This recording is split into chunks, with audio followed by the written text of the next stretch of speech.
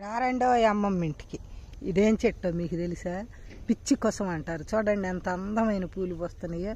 దీన్ని ఆయుర్వేదం భాషలో ఏమంటారంటే స్వర్ణ క్షీరి అంటారు. దీనికి అంత కొమ్మ నిండా ముళ్ళు ఉంటాయి. ఆ పాలు చూసారా? అందుకే దానికి స్వర్ణ క్షీరి అని పేరు. ఇది బంగారం కలర్లో ఎలాంటి పాలు వస్తాయి. చూడండి బంగారం కలర్లో వచ్చినాయి కదా పాలు. చేతులు శుభ్రంగా కడుక్కొని ఇదిగో ఈ పాలు తీసి కంట్లో పెట్టుకోవాలి.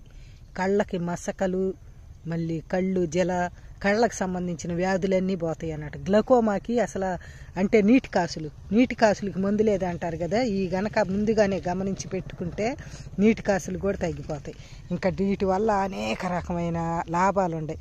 ఎలాంటి చర్మ వ్యాధినైనా తగ్గించిద్ది ఈ స్వర్ణ క్షీరి పిచ్చి కోసం అనే మొక్క.